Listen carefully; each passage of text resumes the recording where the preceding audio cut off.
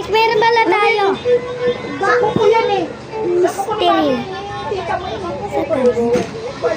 Guys, wala naman to guys.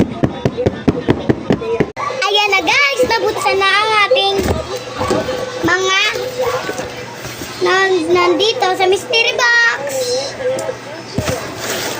Oh guys, ang galing na.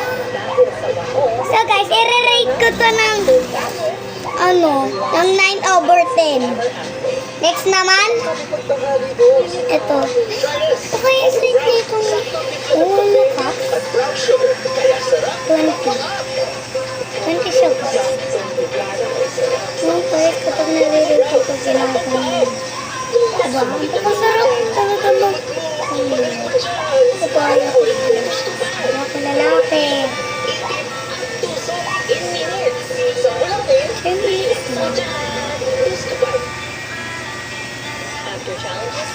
Guys, ang baka i-rate ko to ng ng 8/10. Ito na naman. Hala, may pin pala dito. Pero hindi naman nakasulat. Pero i-rate ko dito 0/10. Dito yung 0.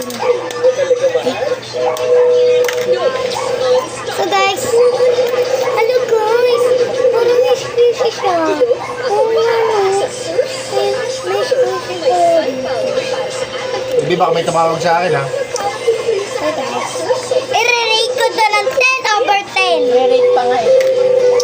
Sunod naman. Galing na guys. Kuya. Ganda niya talaga itong gamitin. So, gagamit. Basa kayo ni mami ha. So, i-rate ko to ng 7/10. Kaya ng 5 lang. So, i-rate ko. Ay, dalawang pen. I'm 6 years old. Napakain nga para malapukot mo. Ito na sabi mo, Tulad ko na dito. business siya eh. At kaya ko anong grade? Anong year na yun? 1. Grade 1 ang sinasabi.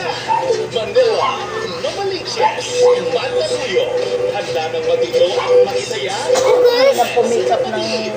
i-rate ko tong dalawang to ng 10/10. Ay guys, may nakasulat pala dito. Nakikita mo? Ayan mo. Yan, inumin mo may o sentro.